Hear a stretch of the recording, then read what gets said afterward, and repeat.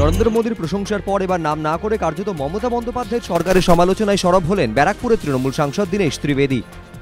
আনন্দবাজার পত্রিকায় প্রকাশিত খবর অনুযায়ী কেন্দ্রীয় শ্রম মন্ত্রকের সাম্প্রতিক সমীক্ষা বলছে, দেশের অধিকাংশ রাজ্যের চেয়ে পশ্চিমবঙ্গে বেকারত্বের হার অনেক বেশি।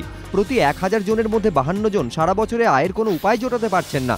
রাজ্যে বেকারত্ব কোথায় পৌঁছেছে তা দীনেশ ত্রিবেদীর কথাতেও স্পষ্ট। কলেজে কলেজে সংঘর্ষের ঘটনারও তীব্র নিন্দা করেছেন দীনেশ ত্রিবেদী। তার দাবি, পড়াশোনার জায়গায় রাজনীতি থাকা উচিত নয়।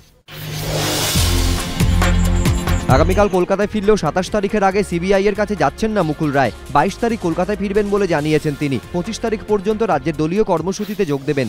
25 তারিখেই ফিরে যাবেন দিল্লিতে। 26 তারিখ রাষ্ট্রপতি ভবনে একটি অনুষ্ঠানে যোগ দেবেন তৃণমূলের সর্বভারতীয় সাধারণ সম্পাদক। পরে 27 তারিখ কলকাতায় ফিরে সিবিআই এর সঙ্গে যোগাযোগ করবেন বলে জানিয়েছেন মুকুল রায়। ফের পথে প্রতারিতরা। কলেজ স্কোয়ার থেকে রানী রাসমণি অ্যাভিনিউ পর্যন্ত মিছিল আমানতকারী ও এজেন্ট সুরক্ষা মঞ্চের।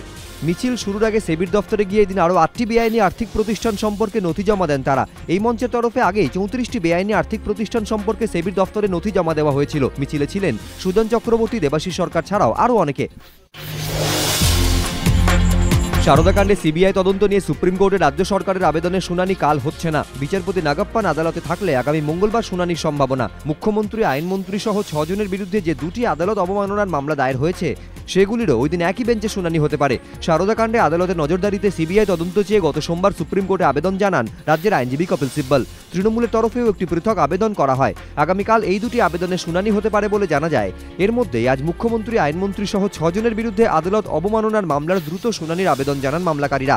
দুপুরে তাদের আবেদনের দ্রুত শুনানির আর্জি জানায় রাজ্য সরকারও।